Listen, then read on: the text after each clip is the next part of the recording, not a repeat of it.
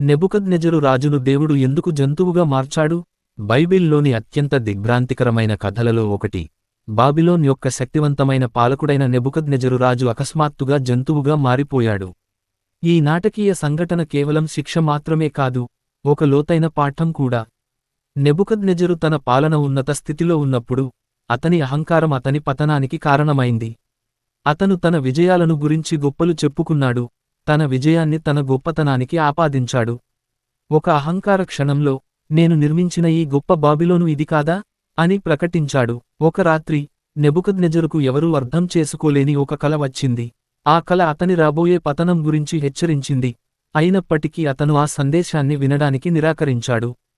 ప్రవక్త దానియేలు నుండి వచ్చిన హెచ్చరికను విస్మరించిన తర్వాత, అతని అహంకారం తారస్థాయికి చేరుకుంది, మరియు దేవుడు అతని నుండి తెలివిని తొలగించాడు.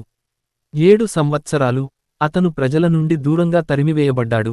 ఒక మృగం వలె జీవించాడు, గడ్డి తిన్నాడు మరియు అడవిలో తిరిగాడు.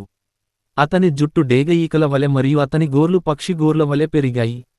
ఈ నాటకీయ పరివర్తన అన్ని అధికారం దేవుని నుండి వస్తుంది మరియు అతని చిత్తానికి మించినది ఎవరూ లేరు అని శక్తివంతమైన జ్ఞాపిక. నెబుకద్నెజరుకు అతని తెలివి తిరిగి వచ్చినప్పుడు, అతను దేవుని సార్వభౌమత్వాన్ని అంగీకరించాడు. ఆయనను ఆకాశానికి మరియు భూమికి నిజమైన పాలకుడిగా స్తుతించాడు. అతని పరివర్తన ఎంతటి శక్తిమంతులు అయినా పడిపోగలరని, అయితే వినయంతో ఆయన వైపు తిరిగి చూసేవారిని దేవుడు ఎల్లప్పుడూ పునరుద్ధరించడానికి సిద్ధంగా ఉన్నాడని చూపించింది. ఈ కథ అన్ని విషయాలపై దేవుని సంపూర్ణ నియంత్రణను మరియు ఆయన ముందు వినయం యొక్క అవసరాన్ని హైలైట్ చేస్తుంది. మనం దేవుని శక్తిని గుర్తించినప్పుడు, ఆయన సృష్టిలో మన స్థానం మనకు గుర్తుకు వస్తుంది. ఈ శక్తివంతమైన జ్ఞాపికను ఇతరులతో పంచుకోవడానికి ఆమెనని టైప్ చేయండి.